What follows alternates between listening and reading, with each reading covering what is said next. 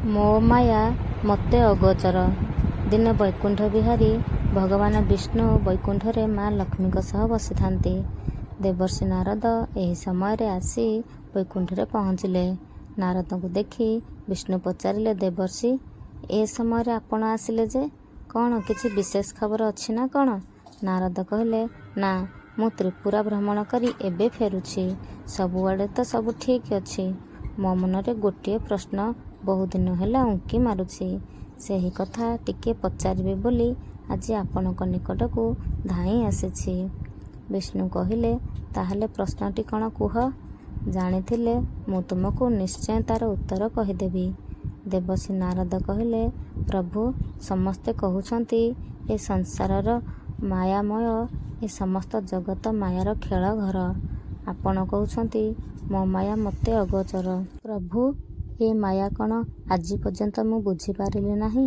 ମୋତେ ଟିକିଏ ସରଳ କରି ଏହା ବୁଝେଇ ଦିଅନ୍ତୁ। ବିଷ୍ଣୁ କହିଲେ, ଇଏ ତ ବଡ଼ କଠିନ ପ୍ରଶ୍ନ।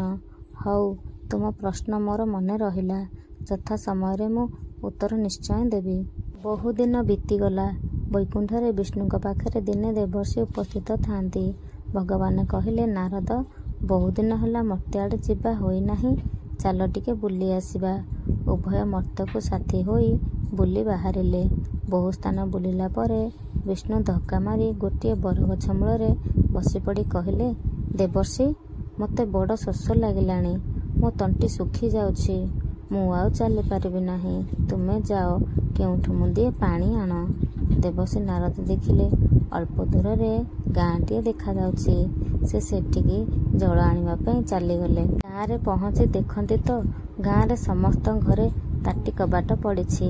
ଗାଁରେ ହଇଜାଗୋଳ ଲାଗିଥିବାରୁ ଲୋକମାନେ ଆତଙ୍କରେ ଏପରି ଅବସ୍ଥାରେ ଅଛନ୍ତି। ଆଉ ପାଣି ଦେବ କିଏ? ସେଠାରୁ ଫେରି ସେ ପାଖ ଦୁଇଟି ଗାଁକୁ ଗଲେ। ସେଠାରେ ମଧ୍ୟ ସେ ଦେଖିଲେ ସେହି ଏକା ଅବସ୍ଥା। ଏମିତି ବୁଲୁ ବୁଲୁ ଅନେକ ରାତି ହୋଇଯାଏ। ସେ ଆଉ ଗୋଟିଏ ଗାଁରେ ଯାଇ ପହଞ୍ଚି ଦେଖିଲେ ଗୋଟିଏ ଘରେ ମିଞ୍ଜି ମିଞ୍ଜି ହୋଇ ଆଲୁଅ ଜଳୁଛି। ଅତି ସନ୍ତର୍ପଣ ସହାକରେ ସେ ସେହି ଘରେ ପ୍ରବେଶ କଲେ। ଖୁବ୍ କ୍ଳାନ୍ତ ହୋଇ ପଡ଼ିଥିବାରୁ ସେ ଭାବିଲେ, ଏଇଠାରେ ଯାଉଛି ଆଜି ରାତିଟା କଟାଇ ଦେବି ବୋଲି। ଦେଖିବି କ'ଣ କରାଯିବ। ସେହି ଘରଟି ଜଣେ ବ୍ରାହ୍ମଣଙ୍କର ଥିଲା।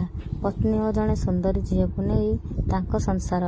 ଜଣେ ସାଧୁ ମହାତ୍ମାଙ୍କୁ ଦେଖି ସେମାନେ ସମସ୍ତେ ଲାଗିପଡ଼ିଲେ ତାଙ୍କ ସତ୍କାରରେ। ସେଦିନ ବ୍ରାହ୍ମଣ ତାଙ୍କ ସୁନ୍ଦରୀ କନ୍ୟାକୁ ନାରଦଙ୍କ ସେବାରେ ଲଗାଇଥିଲେ। କନ୍ୟା ସାଧୁ ମହାତ୍ମାଙ୍କ ସେବାରେ କୌଣସି ତ୍ରୁଟି କରିନଥିଲେ। ଅତି ତୃପ୍ତ ହୋଇ ନାରଦ ସେଦିନ ବିଶ୍ରାମ କଲେ। ଅପ୍ରଭାତରୁ ଚାଲିଥିବା କଥା, କିନ୍ତୁ ରାତିରେ ସେ ବ୍ରାହ୍ମଣୀ କନ୍ୟା କଥା ଭାବି ଭାବି ତାଙ୍କୁ ଆଉ ଠିକ୍ କରି ନିଦ ହୋଇନଥିଲା। ସକାଳୁ ତାଙ୍କ ମୁଣ୍ଡକୁ ଏକ ଅଜବ ଚିନ୍ତା ଜୁଟିଲା। ସେ ଭାବିଲେ, ଆଉ କୁଆଡ଼େ ଯିବି। ଯାଉଛି ଏ ସୁନ୍ଦରୀ ତରୁଣୀଟିକୁ ବିବାହ ପାଇଁ ତା ପିତାଙ୍କୁ ପ୍ରସ୍ତାବ ଦେବି। ଘର ସଂସାର କରି ସୁଖରେ ରହିବି। ତାହା ହିଁ ହେଲା। ବ୍ରାହ୍ମଣଙ୍କୁ ନାରଦ ପ୍ରସ୍ତାବ ଦେବାରୁ ବ୍ରାହ୍ମଣ ଏହାକୁ ସାଦରେ ଗ୍ରହଣ କରିନେଲେ। ବ୍ରାହ୍ମଣୀ କନ୍ୟାକୁ ବିବାହ କରି ଅତି ସୁଖରେ କାଳ ବିତାଇଲେ ମହର୍ଷି ନାରଦ। କିଛି ଦିନ ପରେ ତାଙ୍କର ପୁଅ ଗୋଟିଏ ହେଲା। ଏପରି ସୁଖରେ ଦିନ ଗଢ଼ି ଚାଲିଥାଏ। ଏହା ଭିତରେ ସେ କିନ୍ତୁ ପୂରା ଭୁଲି ଯାଇଥାନ୍ତି ନାରାୟଣଙ୍କ କଥା। ଦିନକର ଘଟଣା। ସେହି ଗ୍ରାମ ପାଖ ଦେଇ ନଦୀଟିଏ ବହି ଯାଉଥାଏ। ପ୍ରବଳ ଝଡ଼ ବର୍ଷା ହୋଇ ସେଦିନ ନଦୀରେ ପ୍ରବଳ ବନ୍ୟା ଆସିଥିଲା। ଘରଦ୍ୱାର ସବୁ ଭସାଇ ନେଲା। ସେଥିରେ ନାରଦ ମଧ୍ୟ ଭାସିଗଲେ। ନିଜ ପ୍ରାଣ ବଞ୍ଚାଇବା କଷ୍ଟ ଆଉ ପୁତ୍ରପତ୍ନୀ କଥା ପଚାରେ କିଏ? ମରିଗଲି ମରିଗଲି କହି ନାରଦ ନିଜର ପ୍ରାଣ ବଞ୍ଚାଇବାକୁ ପ୍ରାଣପଣେ ଚେଷ୍ଟା ଚଳାଇଥାନ୍ତି। ଶେଷକୁ ତାଙ୍କ ନାକରେ ପାଣି ପଶିବାକୁ ଲାଗିଲା। ଆଉ ବଞ୍ଚିବାର ଉପାୟ ନାହିଁ। ଉପାୟ ଶୂନ୍ୟ ନାରଦ ଚିତ୍କାର କରିବାକୁ ଲାଗିଲେ, ମୋତେ ରକ୍ଷା କର ନାରାୟଣ, ମୋତେ ରକ୍ଷା କର। ଏତିକିବେଳେ ପଛଆଡ଼ୁ କିଏ ତାଙ୍କ କାନ୍ଧ ଉପରେ ହାତ ରଖି କହିଲା, କ'ଣ ଦେବର୍ଷି, ଭଲ ତ? ବୁଲିପଡ଼ି ନାରଦ ଦେଖନ୍ତି ତ ସ୍ୱୟଂ ନାରାୟଣ ପାଖରେ ଛିଡ଼ା ହୋଇଛନ୍ତି। ସେ ଚମକି ପଡ଼ିଲେ।